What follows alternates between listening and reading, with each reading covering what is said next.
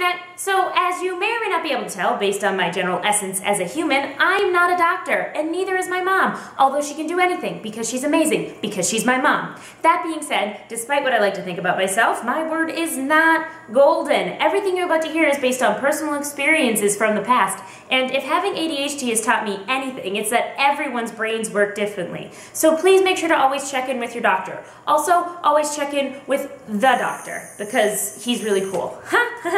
Okay, but the word vomiting that is about to ensue should be helpful in some way to you, I hope. But I guess there's only one way to find out. Nailed it! Boom!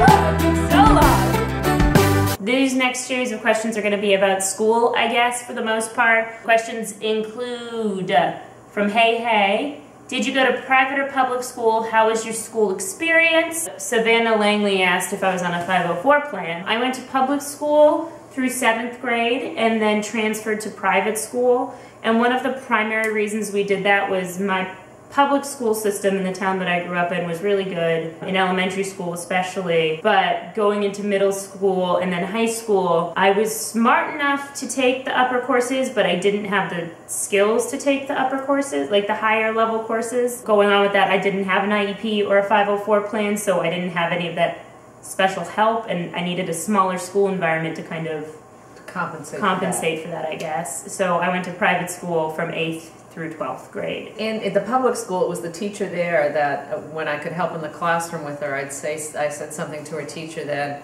and her teacher said, yeah, she gets it all done because she's naturally intelligent, which is a huge benefit to this. But she could like literally be doing somersaults in the chair at the computer desk. And that's when the teacher and I decided, okay, what do we need to do? At that time, when Jen was younger, kids were being put on Ritalin right and left just by going to their pediatrician and the parents saying their kids were hyper. I was very fortunate that we went through with the full neurological overview with feedback from pediatricians, her neurologist, I got a neurologist, teachers, parents, and we didn't go straight for medicine. We tried all kinds of other ways to cope with it. As a student with ADHD, you should get a 504 plan if you need it. The school's required to give it to you. We were in a situation where Jen did not need it at that point in time. She probably, in retrospect, would have benefited from it. I think for me, in the time that I was diagnosed, which was the mid-90s, it was so common for kids to be diagnosed. Everybody had ADHD. And I think that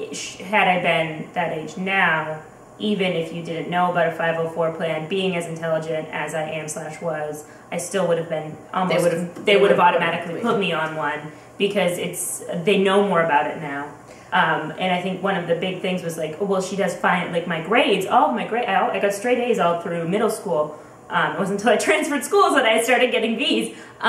But I've always been very naturally intelligent, and so I am very lucky in that way because I know that's not the case for so many people. I think the intelligence is there, so they just need to learn how I'm more conventionally intelligent then. And they need to learn how to get it out of themselves. And I think one of the things that we learned when we transferred Jen for schools is the difficulty she really had. She missed some core learning just because it was boring. She didn't pay attention to it. And I don't know my times tables. But she could do data interpretation. And I remember that on like a John Hopkins test or something like that.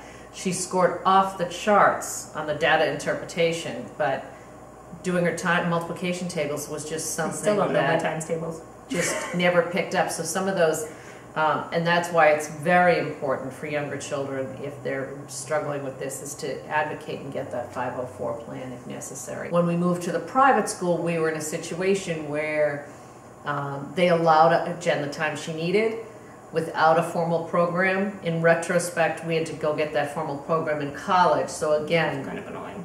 It's something that if you can get that program early on. I think one of the things for me going and transferring schools, I was very lucky. I went to a very small private school. I graduated with 25 people. And so the sheer number of students in my class both helped my social skills and my academic skills. And then the other thing was how my school experience was in general.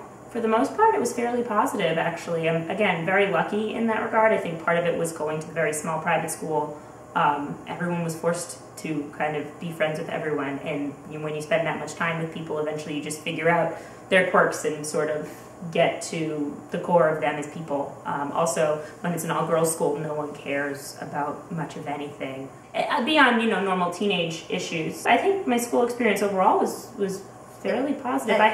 Middle school was the hardest. I think middle school is the hardest, but I think, But middle school sucks for everyone. I'm sorry, it's just gonna suck.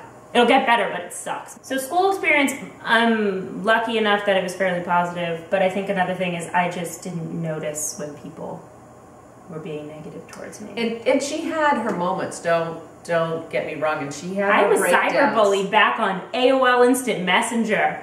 Do you know that? Yes. Cyberbullied. Before it was even a term, I was cyberbullied.